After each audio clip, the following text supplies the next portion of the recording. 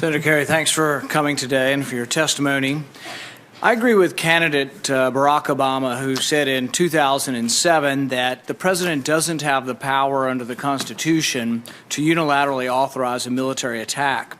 I'd like to know if you agree with candidate Barack Obama or if you agree with President Barack Obama, who took us to war in Libya without congressional authority unilaterally. Well, Senator Paul, one of the things this committee has spent a lot of time on is the War Powers Act, which I support. And I believe in congressional authority to go to war. I've argued that on occasion with respect to some things here, but there are occasions which I have supported where a president of the United States has to make a decision immediately and implement that decision, execute on it immediately. I supported Ronald Reagan when he sent troops into Grenada. I supported George H.W. Bush when he sent troops into Panama. I supported President Clinton when, against the will of the Congress, he did what was needed to be done in Kosovo and Bosnia and so forth. And in this particular instance, I think the president behaved in that tradition. I would argue, though, that the Constitution really has no exceptions for when you're having a tough time or when people disagree with you, that you just go ahead and do it. In the early 1970s, you know, after Vietnam, you were quite critical of the bombing in Cambodia because I think you felt that it wasn't authorized by Congress. Has your opinion changed about the bombing in Cambodia? How's Cambodia different than Libya? No, nor did my opinion change, or has it ever altered, about the war in Vietnam itself, where I don't believe, and I argued then. Is Cambodia different than Libya? Well, Cambodia, yeah, it is, because it was an extension of the war that was being prosecuted without the involvement of Congress after a number of years. Now, that's very different. Length of time, but similar circumstances, a bombing campaign unauthorized by Congress. See, the Constitution really doesn't give this kind of latitude to sometimes go to war and sometimes not go to war. I thought Barack Obama was very explicit, and it's what I liked about him, frankly. People think, oh, you know, Rand Paul certainly didn't like anything about Barack Obama. I did like his forthrightness when he ran for office and said, no president should unilaterally go to war. The Constitution doesn't allow it. Well, I respect that. Look, you can be absolutist and apply it to every circumstance. The problem is it just doesn't work in some instances. When 10,000 people are about to be wiped out by a brutal dictator and you need to make a quick judgment about engagement, you certainly can't rely on a Congress that has proven itself unwilling to move after weeks and months sometimes. Do you think a UN resolution sufficient to go to war? No.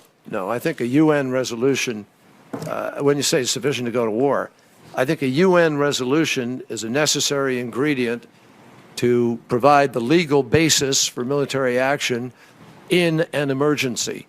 It is not, by any means,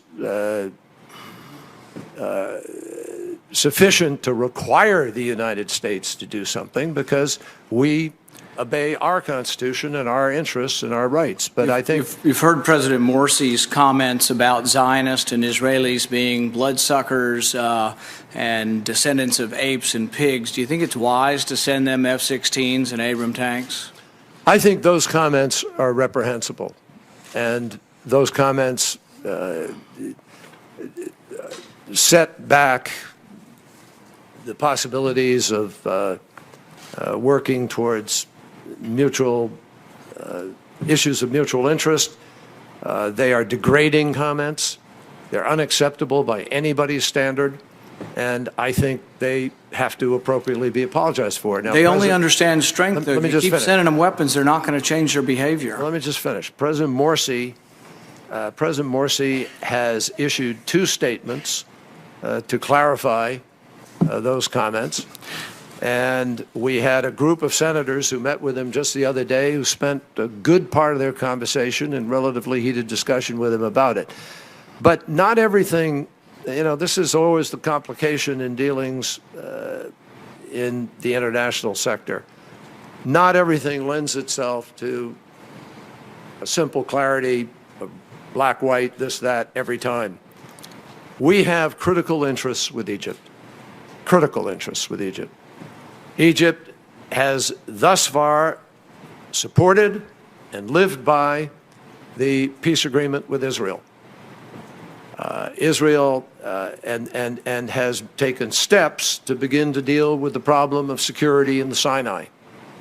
Those are vital to us and to our national interest and to the security of Israel. In addition to that, they have followed through on the promise to have an election. You know, but I know things are not black and white. But let me just, you know, they've had an election.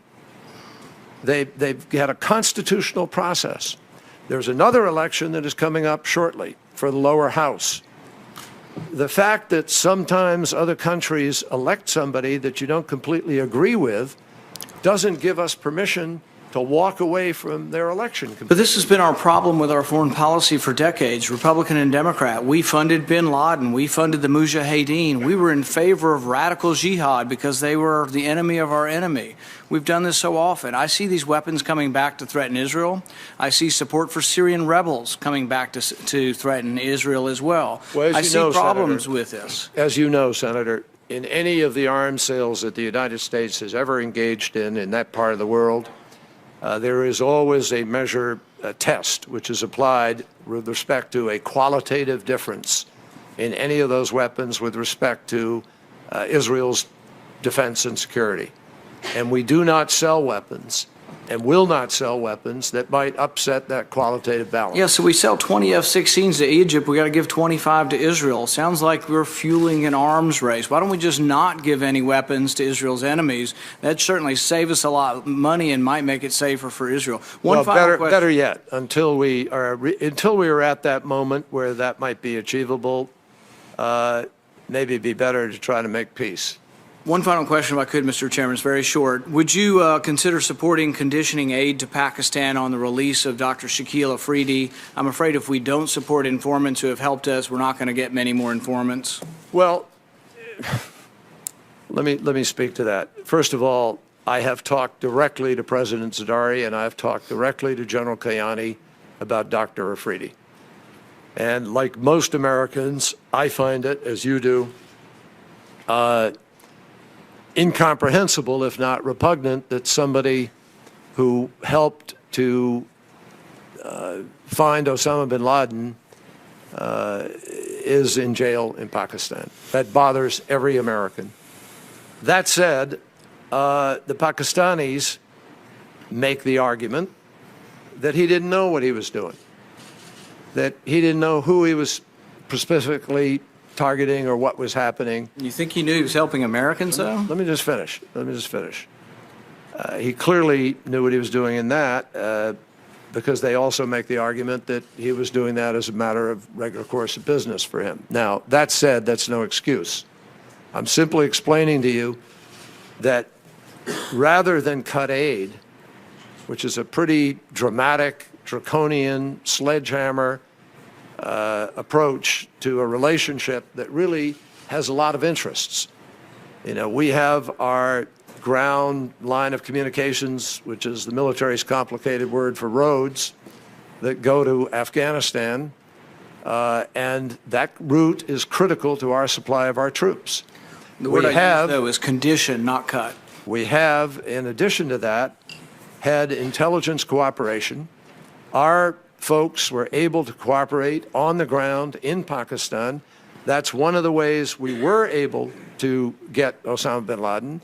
I don't think the Pakistanis have frankly gotten credit sufficiently for the fact that they were helpful. It was their permissiveness in allowing our people to be there that helped us to be able to tie the knots that focused on that, to some degree. Not exclusively, obviously, but to some degree.